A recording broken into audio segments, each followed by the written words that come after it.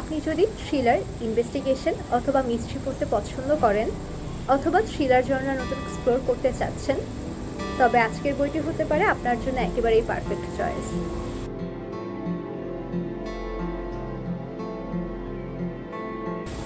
আসসালামু আলাইকুম। আজকে কথা বলতে চাচ্ছি হলি জ্যাকসনের লেখা বই a good girls guide to murder বইটি নিয়ে।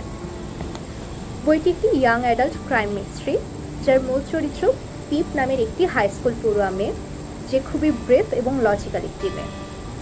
হাই স্কুলে একটি প্রজেক্ট করতে যেয়ে সে একটি মার্ডার মিস্ট্রি নতুন করে ওপেন করে ফেলে এবং যার মূল কাহিনী থাকে অ্যান্ডি বেল, যে 5 বছর আগে হঠাৎ করে নিখোঁজ হয়।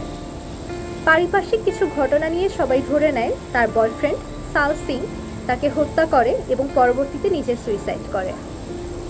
কিন্তু পিপ কোনোভাবেই ক্লুগুলো মেলাতে পারে না এবং তার মনে হয় গল্পের পেছনেও অন্য গল্প আছে।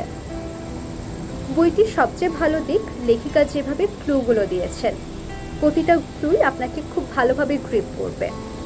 আমি জাস্ট বইটার 66 পৃষ্ঠা পর্যন্ত পড়েছিলাম বাসায় বসে, এবং বাকি পুরো বই এখানে বসে এক বসায় শেষ করেছি। এছাড়াও প্রতিটা অধ্যায়ের শেষে লেখিকা প্রাসঙ্গিক কেস স্টাডি, নোটস, ইমেলসগুলো খুব সুন্দরভাবে তুলে ধরেছেন, যাতে পড়ার সময় একটি পর্যায়ে যে মনে হয় পিপের সাথে আমিও তদন্ত করছি। গল্পটা যত আগায় ততই মনে হয় প্রতিটি ক্যারেক্টারই যেন কোথাও যে সন্দেহজনক। আগের অধ্যায়ে যে ক্যারেক্টারটাকে আপনার পজিটিভ মনে হবে, ঠিক পরের অধ্যায়ে যেই মনে হবে এই লোকটিও কোথাও যে হয়তো জড়িত থাকতে পারে। বন্ধু, পরিবার অথবা পাশের বাড়ি, সবাই যেন কিছু না কিছু একটা লোকাচ্ছে। গল্পটা যতই গভীরে যায় ততই মনে হয় পিপ যতখানি ভেবেছিল হয়তো সত্যিটা তার চেয়ে বেশি ডার্ক। তবে হ্যাঁ, আমি স্পয়লার দেব না, কিন্তু এতটুকু বলবো গল্পের শেষটা একেবারেই মাইন্ড ব্লোয়িং। গল্পের শুরু থেকে শেষ পর্যন্ত যতগুলো ক্লু দেওয়া হয় সবগুলো শেষে এসে একেবারেই মিলে যায়। ওটা শুধু মিস্ট্রি না, ট্রুথ, ফ্রেন্ডশিপ, জাস্টিস এবং মানুষের ভেতরে লুকানো অন্য মনুষ্যত্বটাও তুলে ধরে।